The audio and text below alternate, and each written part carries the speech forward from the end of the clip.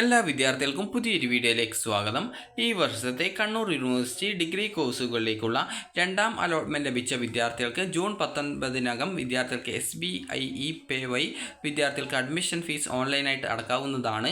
അപ്പോൾ വിദ്യാർത്ഥികൾക്ക് www.admission.kannur.university.ac.in എന്ന വെബ്സൈറ്റ് വഴി നിങ്ങൾക്ക് നിങ്ങളുടെ ആപ്ലിക്കേഷൻ നമ്പറും പാസ്വേഡും അതുപോലെ വെരിഫിക്കേഷൻ കോഡും നൽകിക്കൊണ്ട് വിദ്യാർത്ഥികൾക്ക് ലോഗിൻ ചെയ്യാവുന്നതാണ്. ലോഗിൻ ചെയ്ത ശേഷം നിങ്ങൾക്ക് അലോട്ട്മെൻറ്റ് ലഭിച്ചിട്ടുണ്ടോ എന്നുള്ള കാര്യം ചെക്ക് ചെയ്യാവുന്നതും അതുപോലെ തന്നെ ഈ ഒരു രണ്ടാം അലോട്ട്മെൻറ്റുമായി ആദ്യമായിട്ടാണ് ഈ ഒരു അലോട്ട്മെൻറ്റ് ലഭിച്ചിട്ടുള്ള വിദ്യാർത്ഥികൾ എങ്കിൽ ജൂൺ 19 ഈ ഒരു SBI പേ വഴി അഡ്മിഷൻ ഫീസ് ഓൺലൈനായിട്ട് നിർബന്ധമായിട്ടും അടയ്ക്കേണ്ടതാണ്.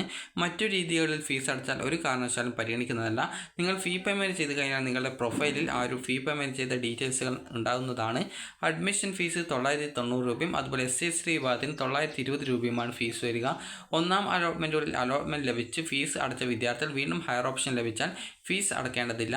നിശ്ചിത സർവകലാശാല അഡ്മിഷൻ ഫീസ് അടച്ച ശേഷം കോളേജുകളിലെ പ്രവേശനം നേടാത്ത വിദ്യാർത്ഥികളെ തുടർന്നുള്ള അലോട്ട്മെൻറ്റുകളിൽ നിന്നും പുറത്താക്കുന്നതായിരിക്കും. അതുപോലെ തന്നെ കോളേജ് പ്രവേശനം 1-2 അലോട്ട്മെൻറ്റുകളിൽ അലോട്ട്മെൻറ്റ് ലഭിച്ച വിദ്യാർത്ഥികൾക്ക് അലോട്ട്മെൻറ്റ് ലഭിക്കുന്നതിനായിട്ട് കോളേജിൽ ഹാജരാകുന്നതിനുള്ള അലോട്ട്മെൻറ്റ് മെമ്മോ 15-ാം തീയതി മുതൽ വെബ്സൈറ്റിൽ നിന്നും ലഭ്യമാവുന്നതാണ്. അതുപോലെ അലോട്ട്മെൻറ്റ് മെമ്മോയിൽ നൽകിയിരിക്കുന്ന തീയതിയിൽ അലോട്ട്മെൻറ്റ് ലഭിച്ച കോളേജുകളിൽ അഡ്മിഷന് വേണ്ടി ഹാജരാകേണ്ടതാണ്.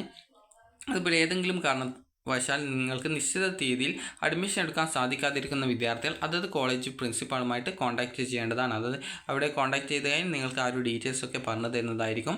കോളേജുകളിൽ പ്രവേശനം നേടുന്ന എല്ലാ വിദ്യാർത്ഥികൾക്കും അബാർ ID നിർബന്ധമായിട്ടും ഉണ്ടായിരിക്കേണ്ടതാണ്. നിലവിൽ അബാർ ID ഇല്ലാത്ത വിദ്യാർത്ഥികൾ www.abc.gov.in എന്ന വെബ്സൈറ്റ് സന്ദർശിച്ച് അബാർ ID ജനറേറ്റ് ചെയ്യേണ്ടതാണ്.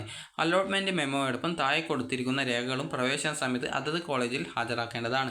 ഓൺലൈൻ അപേക്ഷയുടെ print out, allotment memo, registration fees, സർവകലാശാല അഡ്മിഷൻ ഫീസ് എന്നിവ ഓൺലൈനായി അടച്ച റെസിപ്റ്റിൻ്റെ പ്രിൻ്റ് ഔട്ട്, യോഗ്യതാ പരീക്ഷയുടെ ഒറിജിനൽ മാർക്ക് ലിസ്റ്റ്, ജനനത്തീയതി തെളിയിക്കുന്ന ആ ഒരു സർട്ടിഫിക്കറ്റ്, അതുപോലെ transfer certificate, course contact certificate, അതുപോലെ അസൽ കമ്മ്യൂണിറ്റി സർട്ടിഫിക്കറ്റ്, അത് SC/ST വിദ്യാർത്ഥികൾക്കാണ്. അതുപോലെ EWS വിഭാഗമാണെങ്കിൽ അത് തെളിയിക്കാൻ ആവശ്യമായുള്ള ഡോക്യുമെൻറ്റ്, അതുപോലെ തന്നെ നോൺ ക്രിമിനൽ സർട്ടിഫിക്കറ്റ് SCBC വിഭാഗങ്ങൾക്കാണ്. അതുപോലെ ഗ്രേസ് മാർക്കിന് ആവശ്യമായിട്ടുള്ള സർട്ടിഫിക്കറ്റ്, അതുപോലെ HSC, VHSC, THSC, അതുപോലെ CBSE, CISE, NIOS, കേരള +2 തുല്യതാ പരീക്ഷ എന്നിവ ഒഴികെയുള്ള മറ്റ് ബോർഡുകളിൽ നിന്നും യോഗ്യതാ പരീക്ഷ പാസ്സായവർക്ക് കണ്ണൂർ സർവകലാശാലയുടെ റെക്കഗ്നേഷൻ സർട്ടിഫിക്കറ്റും ഹാജരാക്കേണ്ടതാണ്.